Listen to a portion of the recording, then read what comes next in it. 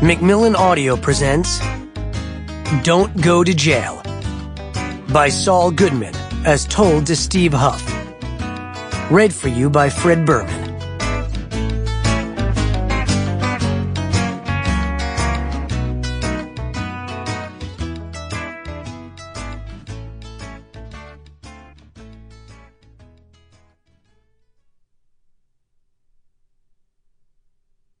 Introduction.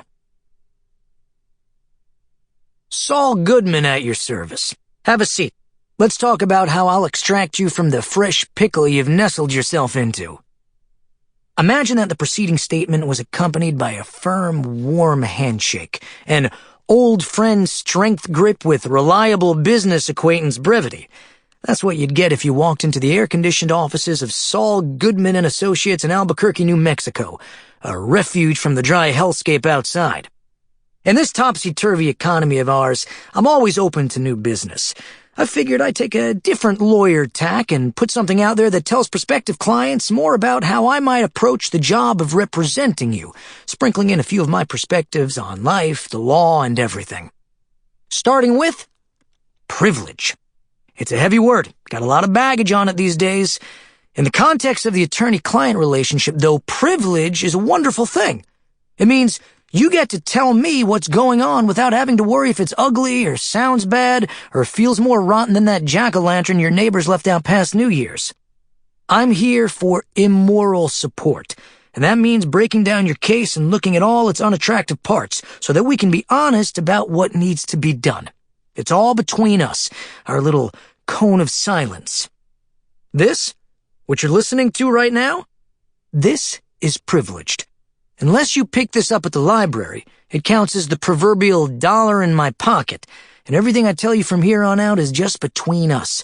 Your secrets are safe with me under threat of disbarment, and as long as you're listening, I'm going to use this opportunity to give you a picture of why I do what I do and how this advice might be of use to you in the future.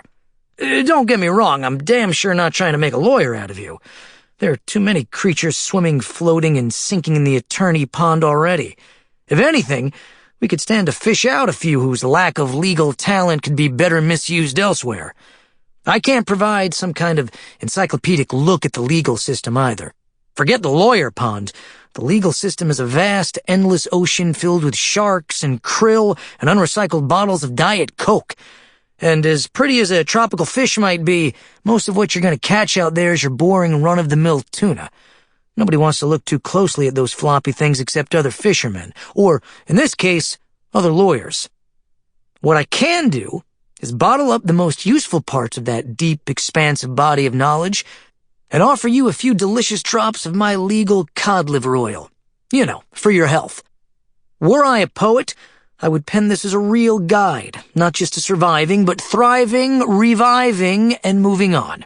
I mean, if I wanted to get really Pollyanna about this grinding monster of a legal system that chews people into pieces and spits them into sunless cells every day of the week, I could say it's about renewal.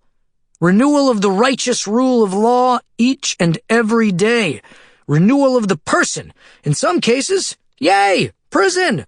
Get renewed and ready for your life after correction via the healing power of 23-hour lockdown in Cell Block 8. But you and I, we know things don't work that way. That doesn't mean I'm ever going to advise anyone to give up. In this quiver full of legal arrows on my back, there isn't a single dud labeled, accept defeat. Not my style. No one's looking for an attorney like that anyway.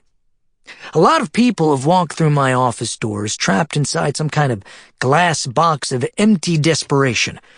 I don't think a single one of them was looking for a guy who would say, "Yeah, this sucks. Plead guilty, T times in 30. Legal practices are chock full of those types. We've all seen them. They work in big, shiny office buildings and have junior attorneys handling all the grunt work, while they lean back in their ergonomic office chairs and rub magazine samples of Davidoff's cool water onto their wrists. Oh, fine. In fairness, no working lawyer would do that anyway, as it would ensure disbarment faster than a buttered bullet can pierce a slice of toast. That's not to say they don't try. Anyway, I filled this treasure chest of a book with thoughts for your application and enjoyment. You're welcome. Sample complete. Ready to continue?